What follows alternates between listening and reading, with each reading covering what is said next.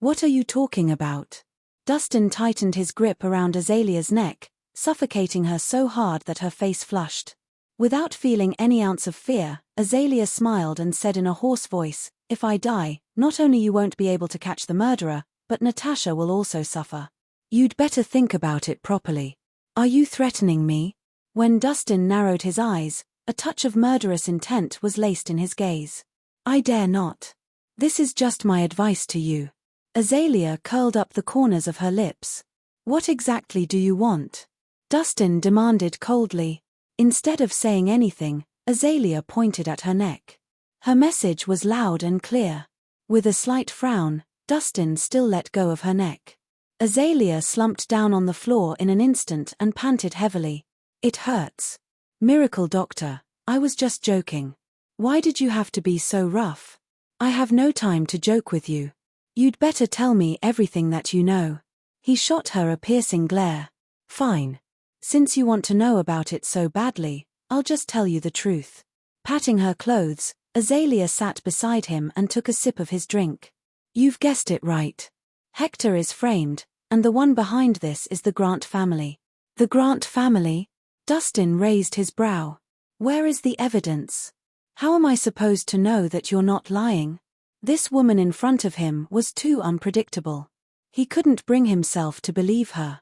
"What's the point of lying to you?" Azalea rolled her eyes. "Do you even need a reason to tell a lie?" Dustin's expression was frosty. "You know me well." She chuckled. "But I'm telling the truth this time, and I even have the murderer's location with me." "Where?" "A hidden safe house." With a flick of her wrist, a piece of paper fell on the table. "Here's the address." Dustin took a look at it. "Is this the real address?" "You have my word. However, I can only guarantee you that the murderer will be there for an hour. After that, the murderer will move to a different place," Azalea said. Dustin nodded his head, his expression relaxing as he lowered his guard slightly. Judging from Azalea's body language, she didn't seem like she was lying. As long as he could catch the culprit, Hector would probably be safe. "By the way, you said that Natasha was in danger. What do you mean by that?" Dustin suddenly asked. "Do you want to know?" "Lift my veil, then." Azalea smiled meaningfully. "What's so hard about that?" He reached out and grabbed her veil, slowly pulling it upward.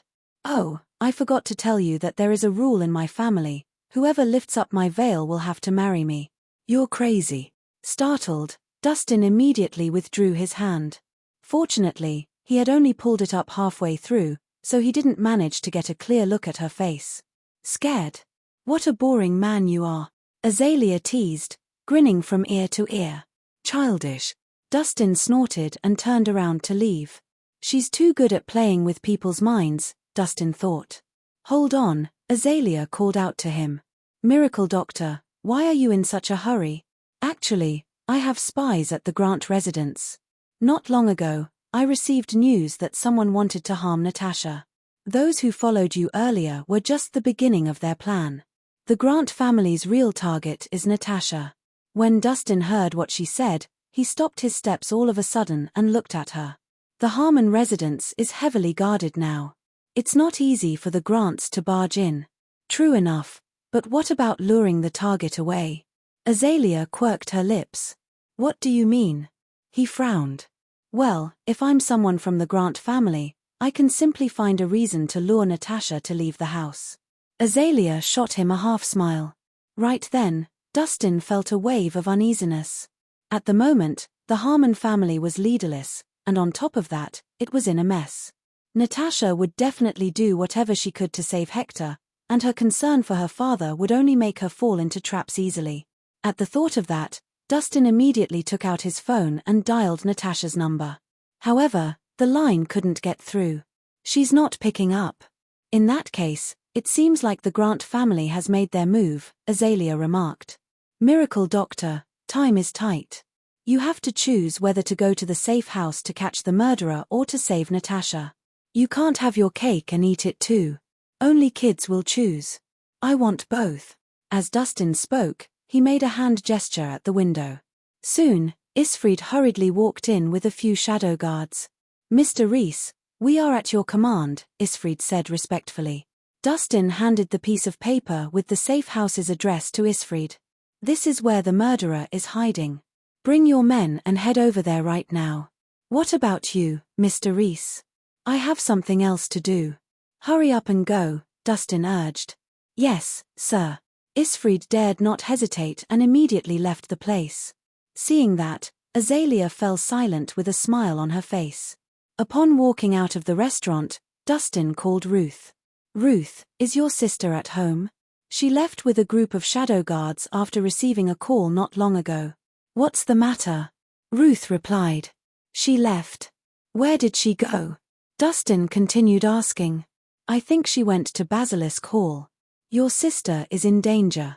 Send help over immediately. Then, Dustin hung up the phone and drove straight to Basilisk Hall. A masquerade party that was only open to the cream of society was going on in Basilisk Hall. Everyone was getting wild. After all, they were all unrecognizable with the masks on. Hence, they were seizing the chance to indulge themselves in debaucherous fun. With a cigarette in her mouth, Jayla sat on the couch and watched the skimpy guests on the dance floor, who were getting amatory with one another. As a whole, the party looked like a dissipated one. Right then, a bodyguard walked up to her and reported in a low voice. Ms. Grant, Natasha is here. Oh, that's fast. Bring her in. Jayla put on a playful smile. Yes. The bodyguard obeyed and went away. Seconds later, Natasha came in with the bodyguard. Looking at how wild the atmosphere of the party was, she couldn't help but frown. This is way too much.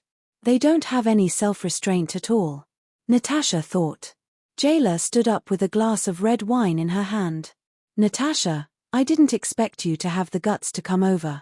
I came here only for the truth. Who exactly framed my father? Natasha demanded. Before this, Natasha received a call from Jayla and was told that the latter had a way of saving Hector. Hence, Natasha immediately rushed over. Well, get down on your knees if you want to know the answer, Jayla said with a mocking smile. Do you think this is fun?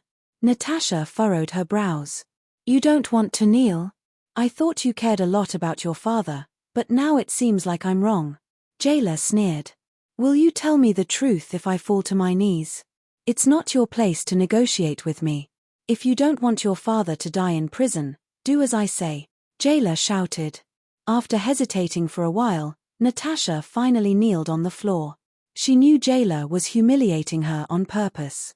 However, for the sake of Hector, Natasha had no choice but to swallow her pride. What a good daughter. Jayla curled the corners of her lips into a nasty smirk. Now, take off your clothes.